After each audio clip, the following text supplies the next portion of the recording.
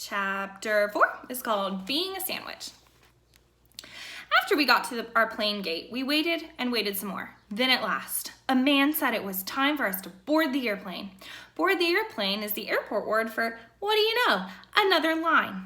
Only good news, this time we were near the front. And so finally, we got to our seats. I get the window seat, I called real loud. Then I ran there speedy quick and I sat right down. There was a teensy little window shade on the window. I pushed it up and I pulled it down. It was a bit stuckish. That's how come I kept pushing and pulling until it loosened. Pretty soon I tapped on Mother and Daddy. Watch me, okay? Watch me work the window shade, I said. I took a big breath and started right in. Up, down, up, down, up, down, I said. I stopped and breathed again. Then I speeded up a little bit. Up and down and up and down and up and down. And just then Mother reached out her hand and she stopped my progress. Okay, good. Fine. Excellent shade work. Thank you very much, she said. Then she buckled my seatbelt. I stretched out my legs as long as they would go. And guess what? They reached all the way to the seat in front of me. Whoa, my legs are as tall as a giant, I said. I flattened my feet against the seat and I pushed and stretched some more. Then all of a sudden, a lady in front of me popped up like a jumping jack. And she spun around real angry. Would you please stop kicking my seat? She grouched. I don't like having my seat kicked. Mother quick took my legs down. Oh my, I'm so sorry. It's our first plane trip, she said. I looked at Mother very curious. But I wasn't even kicking her seat. My legs were just being tall.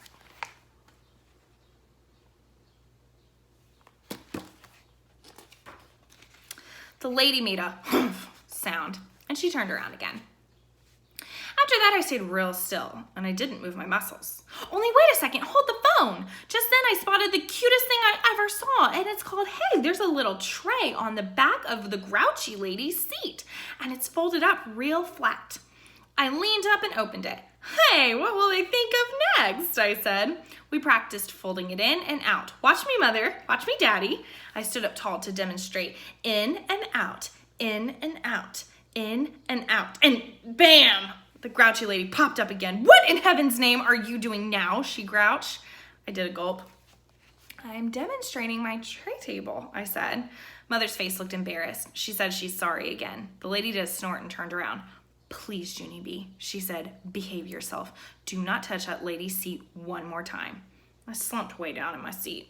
Then I reached into my backpack and I pulled out Philip Johnny Bob and I whispered in his softy ear, do not touch that seat right there or a grouchy lady will snap your trunk off, I said. Philip raised his eyebrows. I can't touch it, he said. Not even with my little pinky toe? I thought for a second. Well, okay. I guess you can touch it with your little pinky toe, but that's all. So very careful, Philip reached out and he touched the lady's seat with his little pinky toe. And ha! She didn't feel a thing. Me and Philip laughed and laughed at that funny joke. And then pretty soon, he tapped on his chin. And he looked curious at me. I wonder if there's a grouchy lady behind us too, he asked. I shrugged my shoulders. I don't know, Phil. Why don't you take a peek, I said. And so Philip Johnny Bob turned around and he tried to peek through the seat crack, but he couldn't get a good look. So finally I had to lift him way up to the top of my seat and I let him stare back there for a while. Only bad news, it didn't actually work out that good. On account of, we forgot that Philip's eyes are buttons, and buttons do not have good distance vision. He came back very glum. Phooey. I couldn't see a thing. Now what? I thought some more. Then yay! A little light bulb went off in my head, and I quick reached down my hand down into my backpack again, and I took out Hula Girl Dolores. Phil, it's Dolores! Dolores! Dolores is skinny enough to fit through the seat space. See? Plus her eyes are not even buttons. Philip smiled. You are sharp as a tack, Junie B. I know it, Philip. I know I am as smart as a tack. And so I will send Dolores on a spy mission to the seat behind us, I said. Please stand by. After that, I picked up Dolores and I pushed her through the seat space and I let her take a nice long peek. Only just then a little bit of trouble happened, and it's called I felt a tug on Dolores' head, and then whoosh, someone pulled her to the other side of the seat. I could not believe my eyeballs at that situation. Very quick, I got on my knees, and me and Philip looked over the top of the seat. And oh no.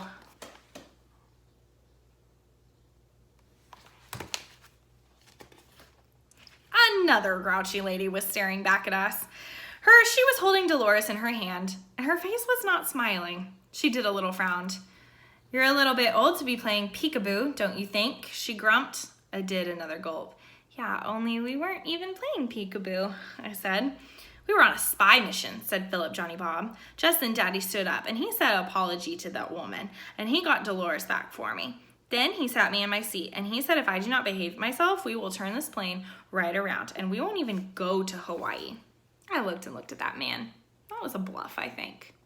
After that, I put Dolores away in my backpack, and me and Philip whispered to each other real secret. "I can't believe it, Phil. There's a grouchy lady in front of us and a grouchy lady behind us." Philip did a sigh. We're right in the middle of a grouchy lady sandwich. We slumped down in our seat and we looked out the window. Then, whoo, at last, the pilot talked over the loudspeakers, and he said we were next in line for takeoff. Me and Philip hugged each other real happy, and then yippee, the engines got very loud, and the plane started to move. And we went faster and faster and faster, and we went all the way up into the sky. It was just like a magic carpet, I tell you. There were fluffy clouds everywhere I looked. "This view takes my breathing away," I hollered to Mother and Daddy. Mother smiled. "Yes, it does," she said, "but you don't have to shout." I pointed at my ears. "Yeah, only there's airplane noise in my head, and so I can't actually hear my own voice," I explained. Mother picked up my backpack. "Let's try to find something quiet to do, okay?" "Okay," I said back. We looked through all the stuff I brought. Then, hooray, hooray, I spotted my brand new camera. "Wow, I almost forgot about that assignment," I said. "Today will be the first official picture for my photo journal." My eyes lighted up. "Hey, I know, you can take a picture of me by the window, okay, Mother? Okay, a picture of me by the window will be perfect for the start." Mother put her finger to her lips. "Shh, you are still talking too loudly, Junie B. Everyone can hear you." After that, she took out the camera and she started to aim. No, wait, hold it. I didn't even get posed yet," I told her. I quick undid my seatbelt and leaned next to the window. "Get the clouds in the background, okay, Mother? Room 1 will love to see me way up high in the clouds." Philip Johnny Bob was still sitting on the seat.